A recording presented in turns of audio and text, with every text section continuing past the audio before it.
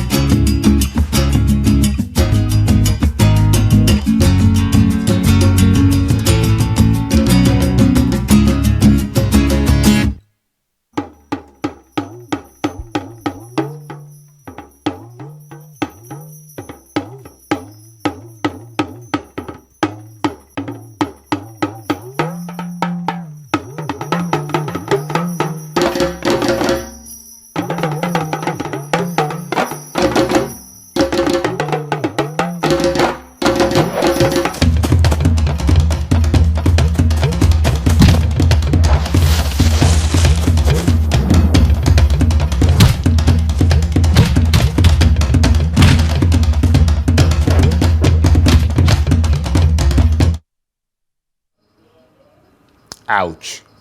So how much are Nigerian animators starting to make their mark? Well, for more on this, I'm joined now in the studio by Gabriel Oshiomati Ugbodaga, who's a writer and director of that Nigerian animated film that you just saw, Vainglorious. So good to see you. Good to see you too. And congratulations. Thank you so much. It sounds interesting. I love the music, and I love the way the pace kind of picked up and got a little more sort of violent, and put it that way. So where did the idea to make an animation film about dambe fighting come from? I feel like I always had the idea that I was gonna make something that had to do with dambe because I've been really engrossed with action animation and finding out that there's a combat sport in my own country and that has its own popularity, but not as much as I would like it to be at, was very well, it gave me a lot of a push to really tell this story. And this is a student project, is it? Yes. I mean, your school is in America. Yes. So I went to school at Savannah College of Arts and Design, and this is my thesis film. Yeah, very interesting and really very creative. So you are a formally trained animator, not a self-taught animator. So it's a mix of both. I'm partially self-taught, but I also learned at the school as well. Right, and the film was produced in 2024. Yes. So it's barely a year old now. Yes. And what is your experience in the industry so far? Right now, I'm currently a freelancer, so I just get projects from all around the world. And yeah, at the moment, I've gotten a few contract works from studios in the US, in Japan, and London. So that's what I'm currently doing. Well, that's pretty impressive. Thank you so much. I mean, it means you're getting into it. And from what you're seeing, I mean, you're in Nigeria at the moment, but obviously you kind of move around the world, I suppose. Yes. Even though obviously you can do anything from any part of the world. Yeah, now, it really doesn't matter. Yeah. But from what you're seeing, is there a large pool of young, sort of talented and creative minds like yourself in Nigeria whose work never quite gets to see the light of day? Yeah. So when it comes to the type of animation I do, 2D animation, hand-drawn, I see there's a lot of talent here in Nigeria. where I kind of got my notoriety from was posting online, and a lot of younger Nigerian kids have started to pick up on that, started to post more of their works online, and that kind of puts you out there in like not only like the Nigerian markets but other markets around the world, and really showing how much you progress artistically. Just having that public eye, you never knew who's watching. And I mean, is the problem with a lot of people here, in addition to obviously getting the exposure, but also the lack of formal training opportunities? Yes. So right now there aren't as many like facilities as in the US or the UK or France, but a lot of a lot of Nigerian animators, we kind of find a way to self-teach. And because before I went to SCAD, I did a lot of self-teaching because it was always like a passion for me. So it didn't really feel like work. And I feel like not only would we self-teach, we just connect online and learn from each other. And it was a lot of that. But as of now, I know that there are a few training programs that really push to teach animation and digital art. But in schools, it's not as much as I would like it to be. Right. And of course, many more, I mean, animators, from what you're saying, must be joining the profession from Africa, but they're also facing obstacles of getting their content, and perhaps more importantly, getting their content on local screens. Yes. I think, especially in the African sphere, I know like Disney have been partnering with a few companies to try to make and push more African content. And I think I'm aware of some here. I think it's Iwaju that they aired on Disney, Disney Plus. So there are like, the steps are there. It's just that there needs to be, I guess, more focus on the training. Right. And I understand it's cheaper for broadcasters to import sort of ready-made shows from abroad than fund sort of original productions. Is that a fact? Oh, I didn't really know about that, but I guess so. In other words, for them to come and say, okay, we're commissioning you to make an entire film. Yeah.